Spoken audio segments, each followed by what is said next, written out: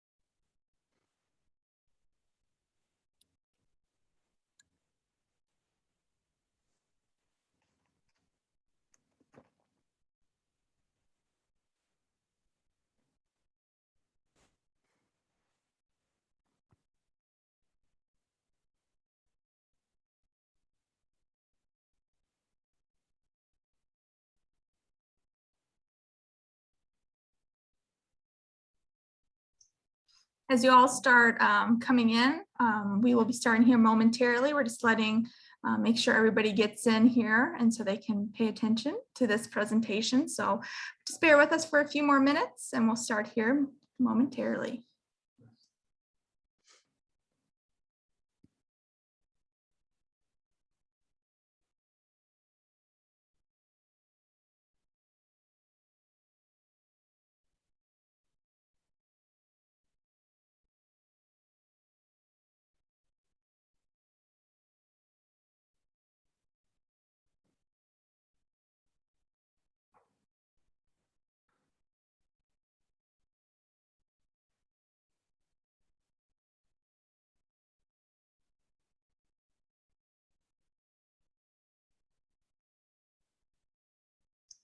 All right.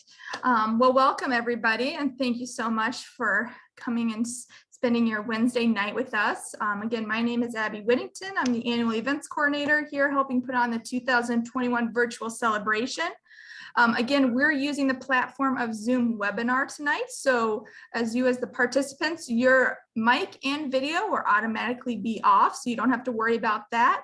If you look at the bottom of your screen, you're going to see a chat feature, which is going to be your bubble, and that you can interact with other participants and say hi. If you just want to send something to just myself and the panelists, feel free to do that, as well as the Q&A feature, which is a really great option. So please feel free to put your questions in that Q&A, and at the very end, if we have time, we'll go over some of those questions as well. So with that, I'll pass this off to Andrea. Welcome, everyone. I am so excited to welcome this Michigan native to speak with our trail community tonight. In 2003, Heather Anderson graduated college, adopted the trail name Anish, and set out on her first AT through hike, which I think, at least from what I've read in her books, changed the trajectory of her life. Since then, she is the only woman who has completed the Appalachian Trail, Pacific Crest, and Continental Divide National Scenic Trails 3 times each, which includes her historic calendar year Triple Crown hike in 2018. We'll let that sink in for a moment. Calendar year Triple Crown hike in 2018, doing all 3 of those trails in one season. She was the first female to do so. She also holds the overall self-supported fastest known time, also known as an FKT, on the PCT, hiking that trail in 60 days, 17 hours, and 12 minutes, which broke the previous men's record by 4 days and established the first female record. She also holds the FKT on the Appalachian Trail in 2015 and the Arizona Trail, which she completed in 19 days and 17 hours and 9 minutes, which is just amazing. So I know we are all waiting to hear tonight if she's going to announce wanting to attempt an FKT on the NCT. So I imagine that will be probably some of your questions in the comments and chat. Heather was the 2019 National Geographic Adventurer of the Year, and her books Thirst, 2,600 Miles to Home, and Mud, Rocks, and Blazes, Letting Go on the Appalachian Trail, are heartwarming and inspirational looks into the soul of a true athlete. If you have questions, please submit them in the Q&A, and Heather's going to leave plenty of time at the end, and we'll throw a few questions at her. Please, use the chat function to just give some feedback and give your cheers as she tells her story. And 3 lucky people tonight will walk away with signed copies of her most recent book, Mud Rocks and Blazes, which I know she'll talk about tonight. So Heather, take it away. Thank you very much for that introduction. And I definitely want to just say thank you to the NCTA for having me here to speak tonight. I'm really happy to be part of this celebration. And, as Andrea mentioned, I haven't thru hiked the North Country Trail, but it is very near and dear to my heart. And we'll talk a little bit more about that in a minute, but I will answer the burning question right off the bat. No, I do not have plans to set an FKT on the North Country Trail. To me, I think a trail with a lot of route options or things like that isn't something that is really well designed for an FKT. That is really more for something that's a very linear defined footpath that you can't really veer off of. But aside from that, it's also, I think, important to realize that FKTs are not the only thing that I do. I think that a lot of times I like to start out with a little recap of things I've done, because people a lot of times, that's why they're here. That's why they want to hear me speak, whether it is because I have these speed records or because I did that calendar year Triple Crown as the first woman to do so, or, the triple or whatever it is. But, we like to organize people and put them in boxes. We like to organize everything and put them in boxes and focus on achievements. But the reality is, the reason I like to get up and speak and I get so much value out of sharing my story with people is because I've not always been this woman with all these accolades.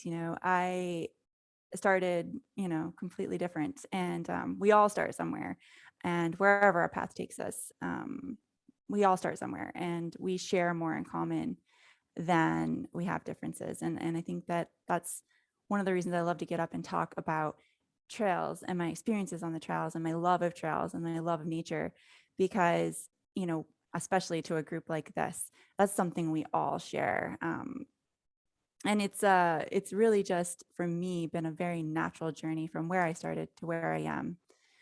Because I've always just been seeking, my own path and my own truth.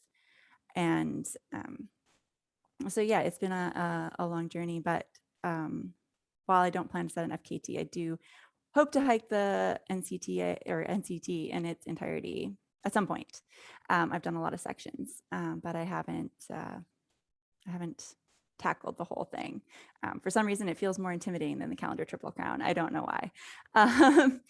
But I imagine a lot of you are probably tuning in from Michigan, and that is my home state, as Andrea mentioned. And I looked it up actually before the talk tonight, because I had heard that it had most trail miles of the whole NCT. And I was like, I don't know, there's a lot in Ohio, but apparently Michigan does have the most trail miles at 1,100. And so I think that that's really neat. And it's really special to me because I still have a pretty good connection with my home state, even though I live elsewhere now. And I actually grew up just a stone's throw from Lowell, which is where the NCTA headquarters are. So before we started, Andrea and I were talking about how we must have just missed each other. I went down, stopped in years ago and had dinner with the staff or lunch with the staff. And so it's just really great to be able to be here and speak to you guys tonight. So a little bit about where I started, where I came from. I grew up right there, central Michigan.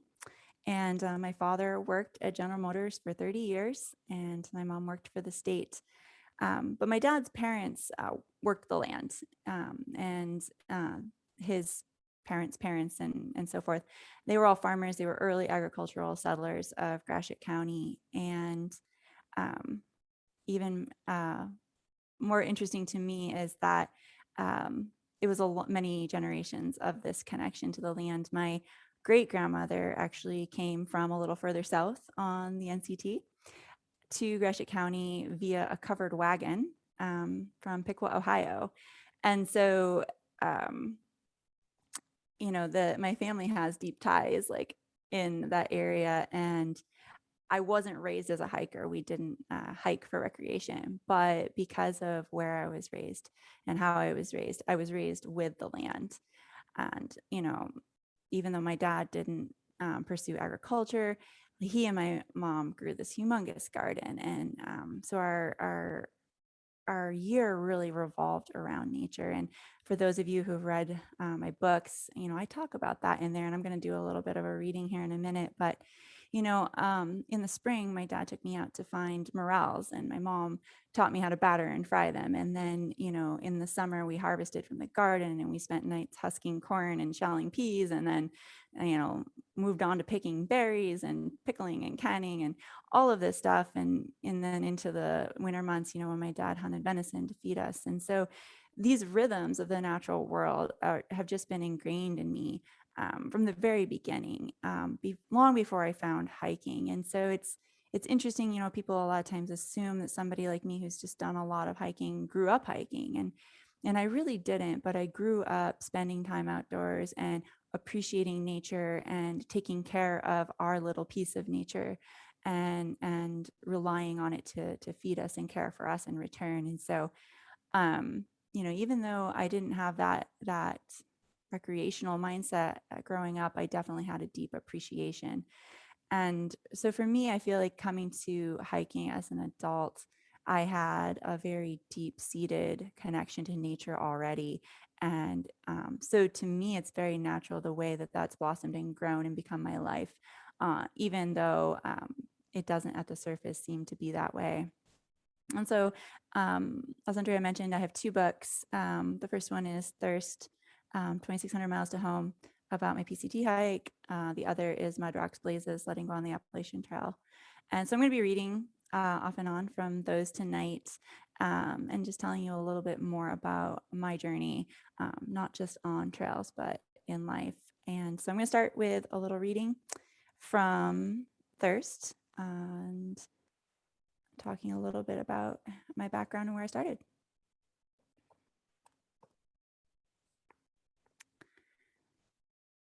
So this is on my Pacific Crest Trail hike in 2013.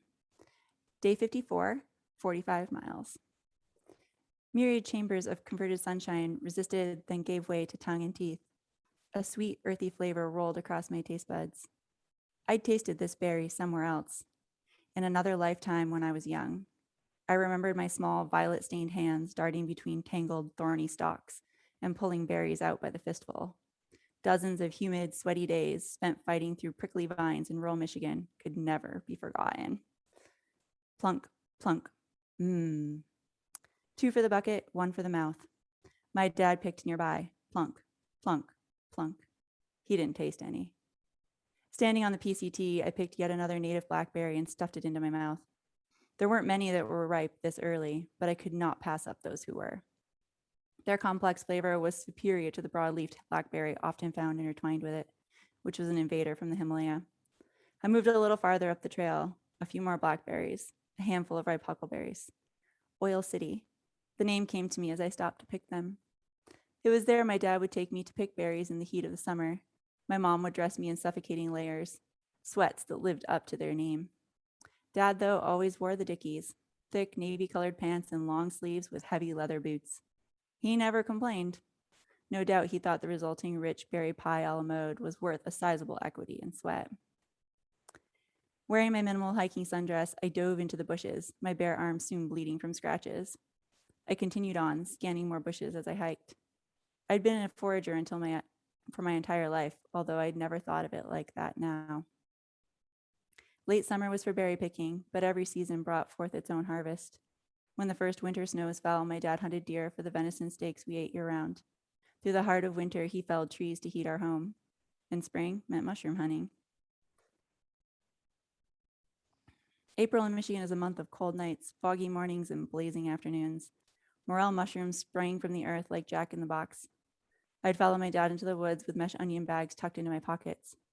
We'd stand in the semi-shade and stare quietly at the forest floor, waiting.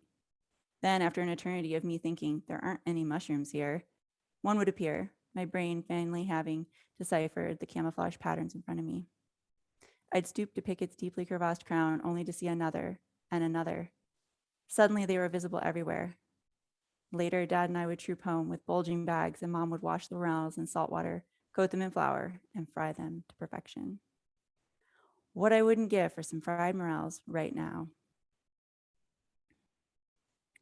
Foraging used to mean survival. Now it was a way of connecting to the natural world, a delicious reminder of my wild self. Just like walking thousands of miles, there was something so innately right about wading into the bushes for a perfect, juicy bit of ripeness hanging just out of reach. Walking long distances, drinking water from the streams, eating the earth's fruits. This is exactly what humans are meant to do.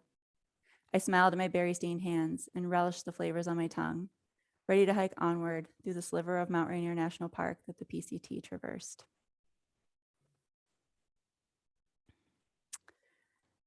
So I mentioned earlier, we definitely didn't hike when I was growing up. Our idea of camping was always going up north, usually to the KOA with our camper and swimming in the pool, watching TV in our cider camper at night. I didn't sleep in a tent until I was an adult, other than a couple of failed attempts in the backyard when I was a child. And so it is funny, like I accidentally found hiking and subsequently backpacking. And it wasn't in Michigan, although I did have a couple of attempted hikes that ended up being very short.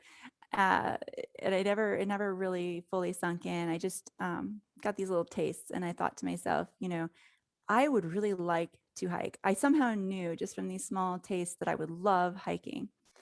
But it wasn't until I got a summer job my first year in college out at the Grand Canyon and was able to go on an actual hike with other hikers on a hiking trail that I really finally understood what hiking meant and was able to fully fall madly in love with it, even though it was a terrible excursion. Everything that could go wrong went wrong. I'll read you a little bit about that. This is also from Thirst. I had never seen the desert before I arrived in Arizona. My only experience with it prior to that had been the black and white John Wayne movies my dad watched repeatedly. I expected rippled dunes and scrubland where people crawled on their elbows toward a mirage, only to die of thirst beneath circling vultures. To my astonishment, it was nothing like that. It was beautiful in a way I had not imagined. Soft colors belied the rugged, rocky terrain. The south rim was thickly forested with pine trees. Kaibab squirrels with their tufted ears and fluffy white tails ran amok in all directions. From the office, I collected the paperwork, the key to my shared quarters, and a stack of uniform clothing before stepping outside to take in my first view of the Grand Canyon. Even in my sleep-deprived state, I was unable to turn away from the view. I sat on a short brick wall for 45 minutes and stared, transfixed. The next day, my coworkers invited me to hike down into the canyon. And although I was suffering from a raging blood infection in my foot from stepping on a broken fence right before leaving home, the side effects of antibiotics for that infection, and mild altitude sickness from being above 2,000 feet for the first time in my life, I said yes. There was no way I wasn't going. I swallowed my morning antibiotics, grabbed a small bottle of water, put a granola bar in my pocket, and followed 4 other people from our housing area down the Bright Angel Trail. We spiraled down through eons frozen in the rock layers. I was too enthralled by my surroundings to feel the ache in my foot. I couldn't believe such a place existed, or that I was actually there. One by one, everyone turned back except one of my roommates, and she was determined to reach Indian Garden, and I was determined to follow her. She was tall, willowy, confident, and strong. I was sedentary, overweight, and completely in over my head. But wanting to be what she was, I refused to stop until she did. The temperature rose as we neared the broad, flat Tonto platform. My infatuation with the scenery could no longer keep me distracted from the pain in my foot, heat-induced drowsiness, and the cramps in my legs. But I refused to turn back. We reached the lush oasis of Indian Garden as the sun reached its apex. The large thermometer on a post alongside the trail in full sun read 120 degrees. We sat on a bench in the shade for a few minutes, drinking water from the faucet nearby before beginning our climb back out. I'd never walked more than 2 miles before that in my life. And the round trip from Indian Garden was going to be at least 4 times that distance. I lost all sense of time as we hiked upward. My world was a spinning kaleidoscope of sky, swirling colored rock layers, and my roommate at the center of my vision. Steadily, I inched upward through time, and finally, we crested the rim of the canyon. It took me a few days to recover from that. But as soon as I did, I found one of those people that I went hiking with and asked them to take me again and again and again, because I just knew that I had finally found something that was important to me, something that fulfilled me in a way that nothing else ever had. I was not an athletic child. I didn't like to sweat, but for the first time in my life, it was worth it to sweat. Like, I wanted to hike. I wanted to be out there. And it was funny because I went from never having hiked to like all of my friends that I worked with that summer being like, Heather wants to go hiking again, big surprise. And like, I was constantly dragging anyone that would say yes, like out into the canyon hiking. And so once that summer wrapped up and I headed back to Indiana to college, I knew that I wanted to do something that I had actually knew very little about. I knew I wanted to thru hike the Appalachian Trail. And pretty much all I knew about it was that it went from Georgia to Maine through the Appalachians, and that it was going to be really hard and rain a lot. But I knew that I had to do it. To me, somebody who had thrived on reading adventure books as a child and things like that, I knew that this was the grand adventure I'd been looking for. I already knew that I loved to hike, and what could be better than going out and hiking for months on end. My parents weren't very sold on this idea. It took a lot of convincing. And eventually I just said, I'm going anyway. I was very steadfast because I had decided, at this very young age in my early 20s, that I wasn't going to wait around for other people. If it was something I knew I needed to do, something I wanted to do, something that I knew that would fulfill me, I couldn't put that on hold, waiting for the right time, the right circumstance, or the right people to go with me. I needed to be true to myself. I needed to do what was right and natural and good for me. And that was through hiking the Appalachian Trail when I was 21. And, I got dropped off Springer Mountain with no idea what I was doing, an enormous pack full of all the things that I didn't need, and very few of the things I actually did. But it was out there that I really, well, first of all, I learned a lot. But I really learned a lot about myself, not just about hiking. I realized that the me that existed on the trail was very different than the me that existed off the trail, the me that existed to please other people, to fit into the box that I perceived myself in, to fulfill a role. And for the first time out on the AT, there was no box to fit into other than Northbounder. There was no role to fulfill. There was just me walking north.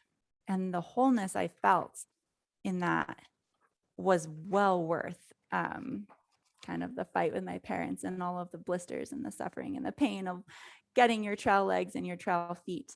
It was worth it to me to be out there. And I'll never forget that, in the Smokies early on in that hike, I was sitting on a rock enjoying the view. It was beautiful. And I think it must have been a weekend or something, because there were just a lot of people coming up toward me up the hill, like the people that were out probably for the weekend or a week or whatever. And I had started a little bit later, like I had started the day after I graduated college. So I started mid-May, and most Northbounders start in March or April.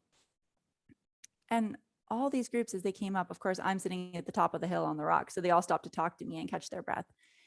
And, the conversation followed the same trajectory, over and over. It was, are you a thru hiker? Are you alone? Aren't you afraid? And I always answered, no, of course I'm not afraid, and no, I'm not carrying a gun. And yes, my mom knows about it, and she's not, and she is worried, so it was always these same kind of questions. But the thing that stuck with me, not necessarily these questions, but the thing that stuck with me was the parting commentary from every group. And inevitably these groups were all people that were, probably in their 30s, 40s, 50s, they were older than I was at that time. And all of them parted with some variation of, well, it's good that you're doing this when you're young. I wish I had done this when I was younger. Because when you get older, you will have X, Y, Z, and this will stop you from being able to do a through hike. And it's naive, of course, at the age of 21 to be like, well, I'm never going to have these things. But that was what I told myself when I got up, because I didn't want anything to stop me from experiencing the natural world, being fully immersed like I was. I was completely in love with this experience. And I went north from there and subsequently learned that there's these other trails, the Pacific Crest Trail, the Continental Divide Trail, et cetera. I didn't even know they existed when I was starting the AT. And I knew like I had to do these things. And I did, that became, my life trajectory, really. The National Scenic Trails and trails in general have just given so much to me. But the thing, that struck me there, was that I had the choice to, set aside my life and go on this through hike, and that I wanted to always remember to give myself permission to do the things that fulfilled me, and to not be too afraid of whether it's objective or internalized fears. Not to be afraid of what other people thought, to be afraid of disapproval, to be afraid of, things that are on the trail, like animals or anything like that. And so it was a very important lesson for me to learn very young. And going forward, I hiked all of this stuff, many miles on trail and very autonomous but the thing I could never quite get past was my fear of the night, of hiking in the dark. And, even later on when I took up long distance running and I ran some 100-mile races and I ran at night, it was always terrifying to me to be out in the dark, and probably just knowing that there's things out there that are watching you go by. And so while I wasn't afraid to follow my path and I wasn't afraid to follow my dreams, I was definitely afraid of being outside my tent after it got dark. And, through hikers have this saying, and a lot of you probably know this, it's the trail provides. And usually they're saying when you lose a tent stake, you're going to find another one. But I think the trail provides in a lot of ways. And for me, when I went out in 2013 to set my PCT record, I knew I was going to have to hike after dark. That was just going to be part of it. And for me, mountain lions really symbolized my terror of the dark. And so I was always afraid of a mountain lion at night. And so the trail really did provide for me multiple times an opportunity to overcome that fear. So I'm going to read you a little bit of that story from Thirst.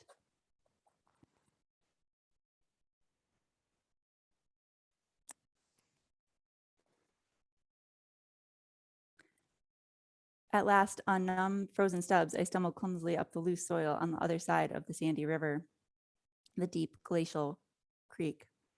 Turning, I lifted my arms in triumph. The men on the other side cheered.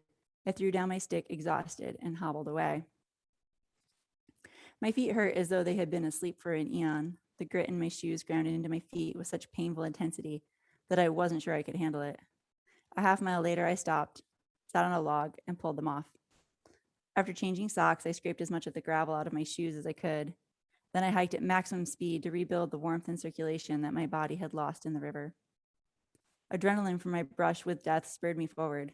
I knew that it was 3 miles, including a very long climb up Bald Mountain to my camp. A few yards up the trail, I pulled out my treat for the evening, a caffeinated gel. I swallowed it and began to power up the climb, head down. Switchback, switchback, switchback. As I neared a turn, I glanced up to see cougar eyes illuminated just feet from my face. Unlike my other encounters, I did not recoil or bark defensively. Instead, I lunged forward, arms over my head, and I roared. The lion did not pause for second investigation. It turned tail and fled up the trail, disappearing into the night. Caffeine and adrenaline coursed through my body. I roared again. When I had stepped away from the southern terminus 50 days before, it had been the biggest jump of my life. Since then, I'd felt as though I'd been falling the entire time, until that moment when I flung myself into the face of my greatest fear. After 50 days in free fall, I'd landed. I was now roaming the night and the day fearlessly, willing to take anything on, whether it be lions in the night or raging glacial rivers, or the self-defeating voices that lived in the dark recesses of my own mind. I hiked onward. Adrenaline flooding my system made my legs feel light. The heady realization that I was no longer controlled by fear had me roaring at every cracking branch or twig. I think that there's a lot of power to be had within ourselves. And I think a lot of people like to think or to say that you find yourself on the trail, or you get answers on the trail, you learn these things on the trail or in nature, and that nature gives them to you, and the trail provides. And what I realized, through these experiences that I write about in Thirst and in Mud Rocks Blazes, what I realized is that nature was the catalyst. Nature is there for you to be the place where you experience the things you experience. But the reality is, these things already exist within you. I already had the courage to face my fears. I needed an opportunity to discover that for myself. And a lot of other things that I've quote unquote learned out there. I love hiking because it gives you this meditative state of being, focused and present and with yourself. You're with nature, but you're also with yourself, and you're with yourself as part of nature. And it opens this opportunity for you to actually connect more deeply with yourself, at least, for me and a lot of the people I've talked to when we have a real in-depth conversation about these experiences. And you begin to learn about yourself in ways that you didn't know. Some things are very tiny and minute, and some things are huge. For me, this huge lesson I learned out there in 2013 was about acceptance. Acceptance of circumstances, for sure, like realizing how little control I had over what happened to me, and how really my only, control was over myself and how I responded to those things. But it was also really important that I learned a different form of acceptance, and that was self-acceptance. I've touched on it briefly. I don't have enough time to talk tonight about all of it. I mean, you can read the books and you get a lot more in depth, but, I had always been, like I said, like filling a role, living in a box, trying to be something that I felt like was appropriate. Like I needed to be X or do Y. And the trails gave me this opportunity to understand that I did not have to do that, that I was enough just as I was, and to really accept myself for who I was, and to understand that this person that I am, that feels very connected to nature and, quite frankly, wants to spend all of her time outdoors if she can, that was okay. And I think that a lot of times we miss that. We're told from an early age that it's not okay to do whatever, insert thing you've been told. And so the trails gave me that opportunity to really examine a lot of my beliefs about myself and about life, and to understand that it was okay for me to be this person who loved to be outdoors. And in a lot of ways, fear became my teacher. If I hadn't gone out there and faced these fears of inadequacy and these fears of the night, these things that had, held me back, I wouldn't have been able to learn from them and move forward in my life and find out new things. And ultimately, it's not always easy to change your mindset. And that was a very important lesson I learned in the wake of setting this 2,600 mile FKT.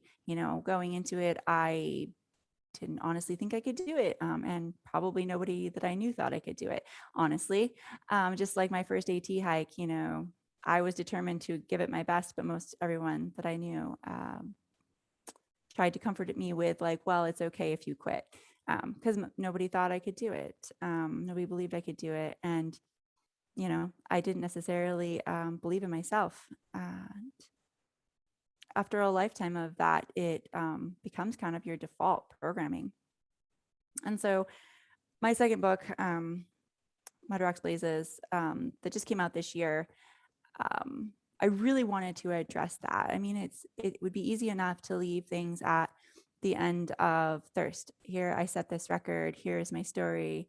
It was exciting. There were mountain lions, and I was triumphant in the end. But that's not where my life ended.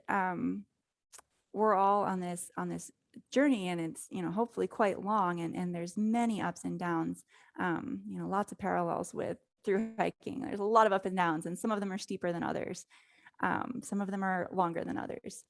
And so following Thirst, following my PCT record, I had to come to terms, like I said, I had to learn self-acceptance. And I had accepted that I wasn't, normal in my connection with the outdoors. I wasn't normal in how much I loved hiking. But then it was really hard for me to accept that now I had done this crazy, difficult thing, that I had achieved this athletic endeavor. And I started struggling with something, and I actually didn't know the name of it. I actually only recently learned that there is a term for this, and that it is very common, and especially common amongst high achieving people. And it's called imposter syndrome. And I really didn't believe that I was capable of what I had just done. It was a very confusing time and mentally. I'm going to read you a little bit from Mud Rocks Blazes near the very beginning. It kind of just picks up right where Thirst left off, about how I felt at that time. Within the first week of finishing the PCT, I had stopped reading the comments of online articles about my fastest known time. The viciousness of internet personas both mystified and wounded me. Why critique the hike of someone they didn't even know, or speculate about their motivations or their choices? Yet I continued to answer the email requests to speak about my hike from scouts and hiking clubs, schools, and outdoor stores. Each time I recounted my story, the trail felt so real I could nearly hold it. But then I would go home and it slipped away like sand between my fingers. Lying awake in bed afterward, I would clench my fist, trying to sense it again. I began to collect print articles about my hike in a shoebox under my bed. The articles filled me with a sense of wonder. The woman they described sounded superhuman. Her story was incredible. She was a complete stranger. One even stated that my life prior to setting the record was unremarkable, as though I had simply appeared out of nowhere to hike the entire PCT in 60 days, 17 hours, and 12 minutes. Perhaps she was a superhuman stranger. Had I made her up? Yet I could remember every detail with wrenching clarity. Each moment of every day was permanently etched into my memory. I could sit and write for hours, recalling every second. But perhaps the record had been an accident. Maybe the reason I didn't recognize that woman was because I knew that I wouldn't have succeeded without more than a fair amount of luck. In a lot of ways, Mud Rocks Blazes is a sequel to Thirst. It's a continuation of this story, but it also tells this very discrete story. And it's, whether you read it or not, I want you to know the valuable lesson that I learned on the AT in 2015 when I went back to where I'd started hiking, where I had started this journey of through hiking, where I'd started immersing myself in nature full time for months on end. And I want you to realize something that it took me a long time to learn. And that is that you are strong and you are capable and you are enough. Just the way you are. You don't have to do anything to be those things. Having somebody tell you that, whether directly or indirectly, that your life doesn't matter except for this one thing you have done is incredibly false and misleading.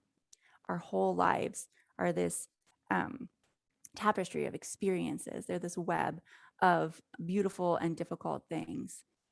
And I want you to just remember that if you take nothing else away from this talk, just remember that everything matters.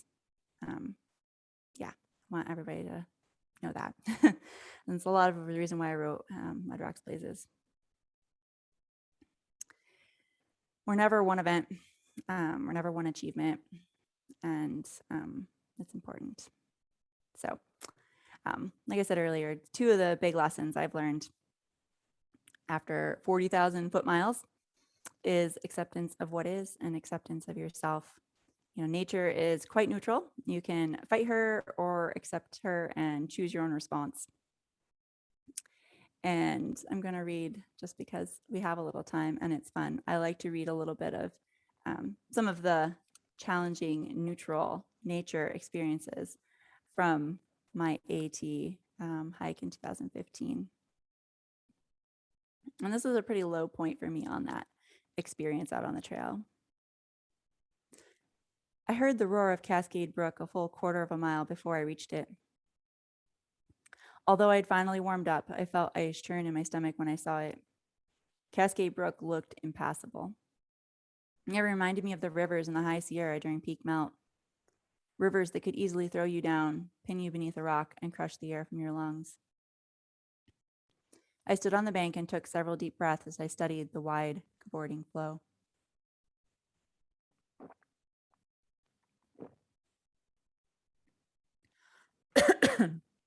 Excuse me.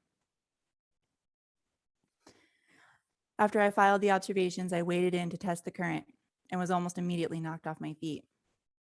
I stabbed frantically with my trekking poles as my shoes slipped on the slimy rocks. I managed to stabilize myself and retreat to the bank. I moved upstream and read the river from there. The giant submerged rocks made holes and hydraulic keepers that terrified me. But as long as I could keep my feet down, it might be possible to cross. Much more tentatively, I made my way into the water. I worked my way across slowly while angling upstream, where the river appeared more passable. The farther I went, the more obstacles I saw. Weaving around boulders and holes in crotch-deep water, I once again felt the warmth of my body ebbing away. I finally reached a bend where it looked possible to finish crossing and began to make my way toward the trees splitting the channels. I felt the river pull harder and harder until my poles, planted in the strongest part of the current, vibrated with the power of the water. I could barely keep myself upright. My eyes tracked to where white water frothed as it flung itself over rocks and off of the drop. I knew there was a serious waterfall a short distance downstream. My mind raced to the recent death of an acquaintance while fording a river in the Brooks Range. I can't. I stood frozen, uncertain if I could even lift one pole without compromising my balance. Panic ran through me at the speed of the water I was immersed in. I closed my eyes and breathed calmly to disperse the fear into the water and away from me. Slowly, I reversed my progress, finding I couldn't move any faster in retreat than I had in my cautious approach. My body shook violently with chills, and I was barely able to feel my feet and legs, which slowed me even more. After a few minutes, I was finally able to reach the bank. I stumbled out of the water on wobbly legs and collapsed in the muddy embankment. I knelt there on hands and knees, convulsing with shivers, adrenaline, and relief. As pins and needles stabbed my legs, signaling the return of blood flow, I started to cry, not because of the pain, but because of the loss. This setback was the final blow. I'm done. I looked at my watch and was shocked to see I'd been in the river for half an hour. I was done. That moment on the bank of Cascade Brook, I decided I was going to quit my Appalachian Trail hike. You know, I had had multiple setbacks leading up to that point, and that was only the most recent one. But this is one of those cases where, you know, nature really provided me something, and at the time it seemed very impersonal and harsh, and yet it was very important. Levels had dropped enough that I was able to ford the river. And by fording that river in the morning, I realized that I was not done. That even though I had reached this incredibly low point where I felt like I had thrown myself 100% into something that was guaranteed to fail, I wasn't done. It wasn't the end.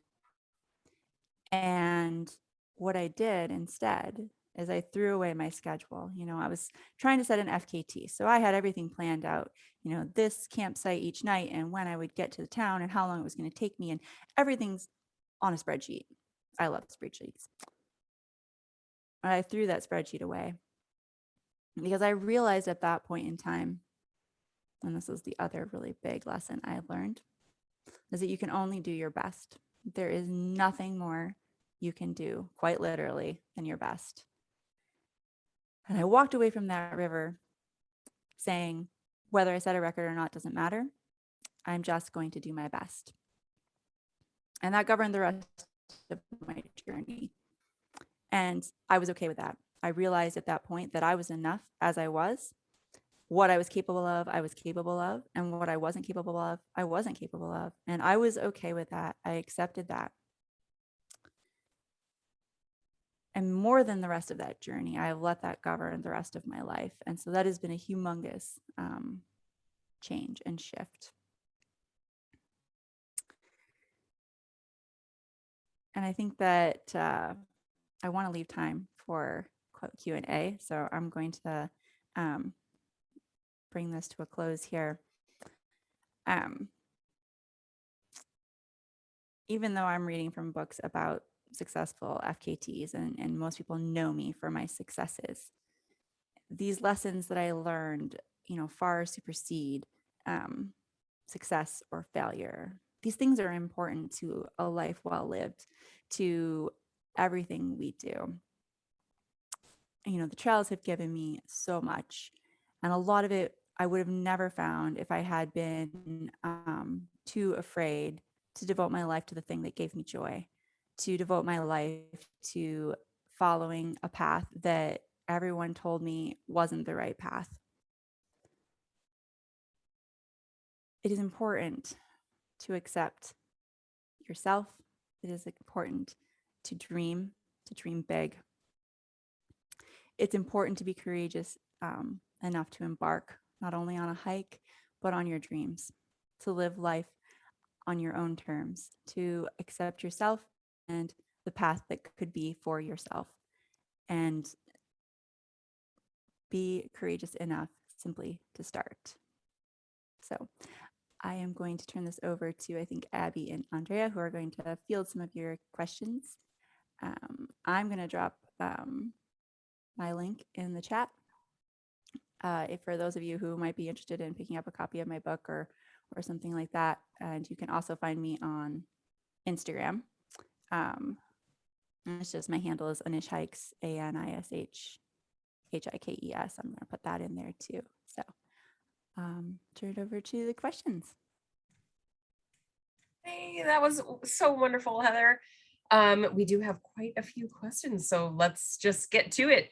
We'll start with, I'm going to actually combine one of my questions with one of our audience questions. Felicia wants to know if you're working on another book.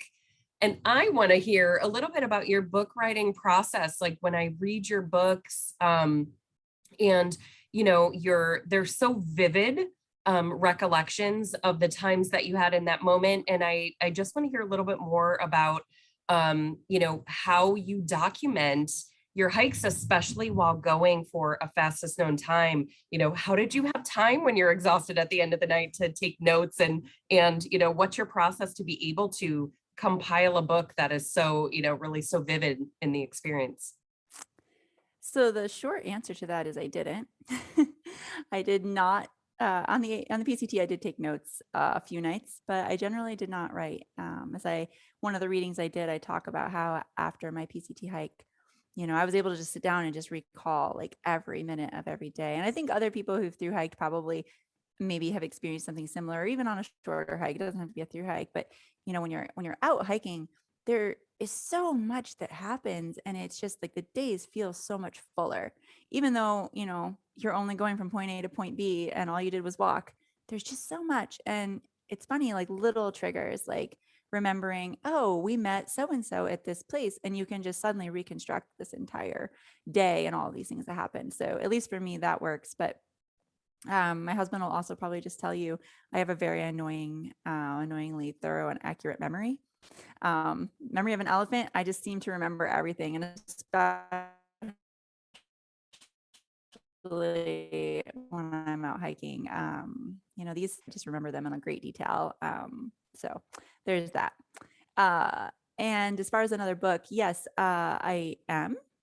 And actually, after we sign off tonight, I have to work on the edits. But it's not a memoir. It is a guidebook, and I co-authored it with another thru hiker, Katie Gerber, who's a nutritionist. So it's actually a prescriptive guidebook about preparing yourself physically, mentally, and emotionally for long distance hiking. And it's called Adventure Ready. It's going to be out next spring. And before I started that project, I was writing another memoirs about my calendar Triple Crown. So to be determined on that, I kind of got set to the side. But yes, hopefully that will be coming out soon as well. Oh, very cool. Well, your one book sounds like it relates to this next question. How does through hiking compare to mountaineering when it comes to time scale and the mental game and preparation and learning about yourself? Yeah, so there's a lot of parallels in general. Mountaineering, I mean, unless you're doing really expedition style mountaineering, is a lot shorter a time frame, but it is amazing how much world can pack into an experience can pack into this very short period of time. Like we just climbed a peak yesterday, and it was probably only 16 miles, and it was all day, and we did everything from groomed trail to bushwhacking to snow travel to airy knife edge traversing. The whole 9 yards was all wrapped up in there. And so in that respect, it's very similar to through hiking because just so much gets packed into this tiny little package. And depending on the type of mountaineering you're doing or whatever, like I find it like a very meditative in a similar way, because you very much have to focus on what you're doing, especially when you're off trail or you're on technical terrain. And if you are not present, you're falling, and that's dangerous, or you're making a mistake and you're off route, things like that. So there are a lot of parallels, and there's also a lot of differences. I mean, usually with mountaineering, you can be home with a relatively short period of time and have a shower and eat good food, as opposed to through hiking where you're kind of out there for the long haul. But there are definitely a lot of similarities. And what advice do you have, for shorter distance hikers or for section hikers and day hikers and, weekend warriors? You definitely talked about the importance of, it's not just about the record making. What do you tell hikers who maybe are newer to this hobby? I used to jokingly say, just don't do what I did. But, the reality is like, I did throw myself in the deep end, but I learned so much, and I learned by doing. And like, definitely, if you're somebody who learns by doing, there's nothing wrong with that in controlled environments. But really, I think that, like I was talking about, like if you're a lot of time in pizza, and when it can really be used as a tool. And so for me, as somebody who likes my spreadsheets and likes to read and things like that, I sit down and I learn about things, so I read about them. It's like, okay, I'm scared of rattlesnakes. So I pull up a herpetology website and I read all about rattlesnakes, so I try to arm myself with information so that like that can, my rational brain can kind of take over that fear brain. But also, when you start out, it's good to just go out and just start, just go out. I mean, even if you're going to like camp in your backyard, that's fine. Go out and start. Go for, a hike. I usually tell people if they're just starting out hiking and they're not sure what to expect, I'm like, go to a trailhead with a really, good popular, or it doesn't have to be popular, but just good trail that doesn't have a lot of options. It just goes to like one place, something short, and walk out as far as you're comfortable and turn around and walk back, and do it over and over until finally you feel comfortable. And you're going to find that eventually you're going to go further and further. And it's a good opportunity to try out shoes or packs or foods and, grow your skill set, and to just do it at the pace that makes you comfortable. But in the end, really, you just need to start. That's also a good lead into this question, which is, what are your three items that you find most useful on your hikes, or the three most important things that you take with you? It's funny that it's three, because there is the big three. It's your shelter system, your sleep system, and your pack. Those are essential if you're backpacking. So, if I'm backpacking, those are what go with me every time. But for, I think aside from those items, it's always important to take food and water and navigation, whatever you choose for those items. But these are the things that will ensure your survival. So there's actually 6 items here. If you're going backpacking, so it's your backpack, to put your stuff in, your sleeping bag to keep you warm, your shelter to keep you dry and protected from the elements, navigation, so you know where you're at and where you're going and where you've been, food, and water. I would say those things are very crucial. And if you have a solid system of those items, everything else is sort of an accessory. Well, and food is important. So another Yes. is, what's your favorite meal and favorite snack? What's the go-to that you take with you? I tend to be somebody who just like gets like on especially when I thru hike, I get on a kick and it's just like I eat one thing like a lot and then I like never eat it again. Um, but in general, I really, as far as like a meal, I use the meals by Good to Go Foods, which is actually based in Maine. And I have some dietary restrictions, so I really love their meals as my go-to meal. And then when I choose snacks, I'm always looking for things that are really high calorie and low weight. So I do a lot of nut butters. Like I use a product called Trail Butter, which is it's like coconut oil and almond butter and stuff like that mixed in, comes in different flavors. And chocolate. Chocolate is my secret weapon. Like I have a friend, and she still talks about, I mean, this was probably like 8 years ago at this point, but she was going on her first thru hike and she was like worried about losing too much weight. And she was just like, what do you eat so you don't lose too much weight? And I'm like, chocolate, eat a lot of chocolate. And so to this day, she's like, I ate so much chocolate and you were right. It was great. So chocolate is my secret weapon out there. I think that's everybody's secret weapon. That's It amazing. should be. It should be. So I think all the hikers are wondering, how do you support the lifestyle to be a hiker that, hikes for a living? Yeah. The wonderful thing about what I do is that I don't hike for a living. I chose a long time ago to never make money from hiking. Like I don't want to guide, or anything like that. So my money comes from my books. I support myself as an author and speaking engagements like this. That is what I do for a living. For a while, I was a personal trainer as well. But the reality is I was willing to trade off a lot to be able to spend all my time outside. And so, I live extremely frugally and I live like I'm on the trail, even when I'm not on the trail. So I don't own much. My housing is modest. I don't go out. I lead a not very interesting social life.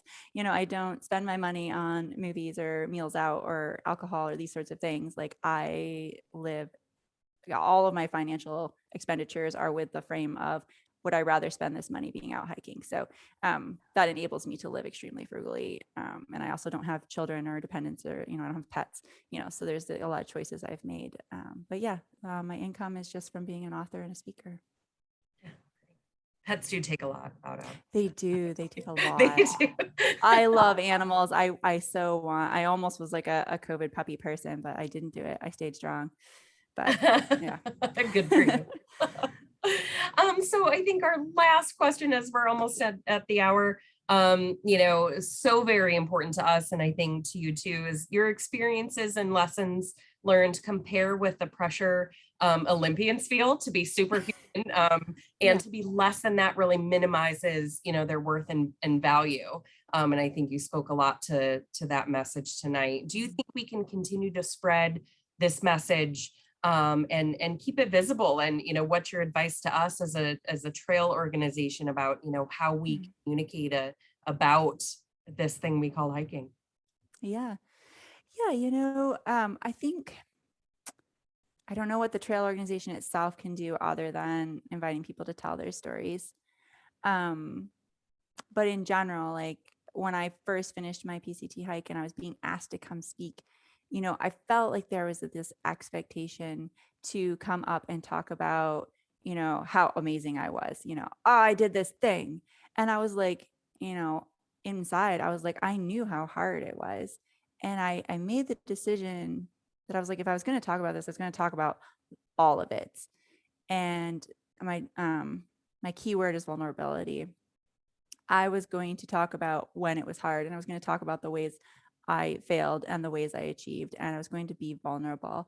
And I think that in a lot of ways, the way we connect to one another as humans is through vulnerability. And yet we're all afraid to be vulnerable because we all have these things that we've hidden inside of ourselves and we don't want other people to know about. And we think that we're alone. And through my sharing, like on social media and in my books and in these talks that I give, you know, I hear from people all the time about how they're like, I needed to hear this. I thought I was the only one.